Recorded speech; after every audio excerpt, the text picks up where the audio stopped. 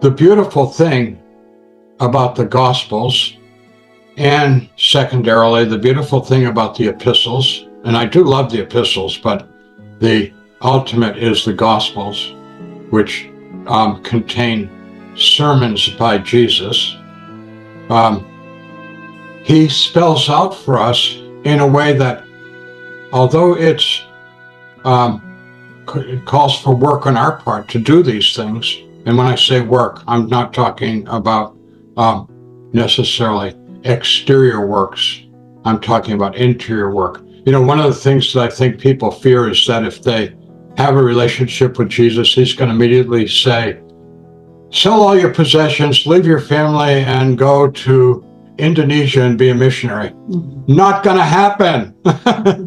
Jesus knows us better than we know ourselves, and he is going to give us the opportunity, the privilege, the graces.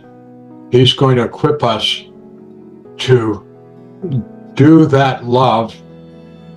Let me use the term, do that ministry, which means to serve in, hopefully in love, to do that ministry exactly where we're planted.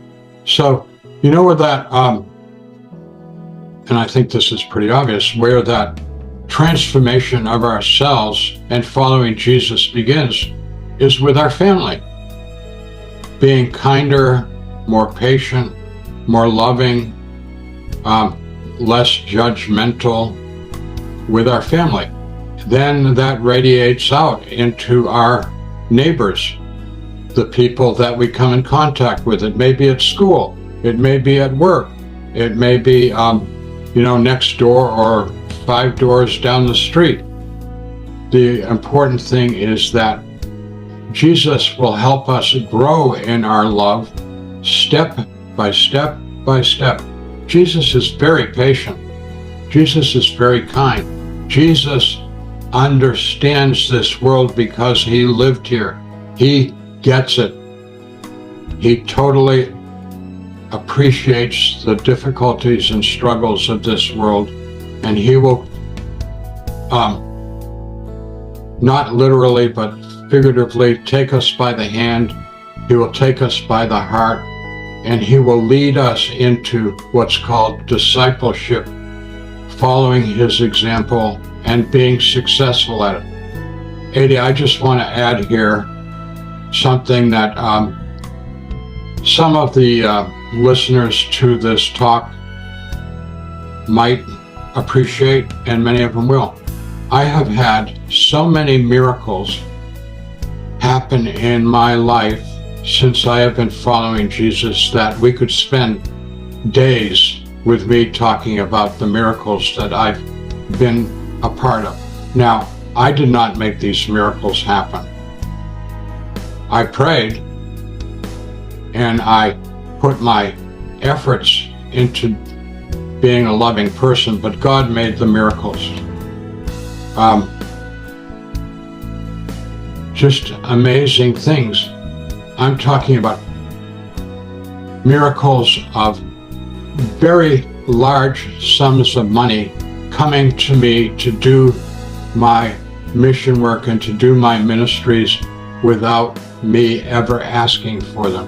I'm talking about people being right in the throngs of dying and then coming back to life. I'm talking about people being healed from not just physical ailments.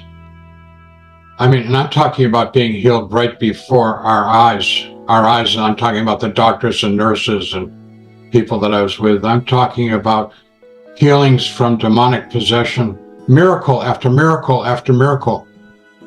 I cannot deny for 1 second, I cannot doubt for 1 second the power of God's love, the power of what that foundation of love and faith and hope in Jesus Christ and in God can do in your life. If you want to have a spectacular life, if you want happiness, if you want joy, if you want to go through this world and be more than a conqueror,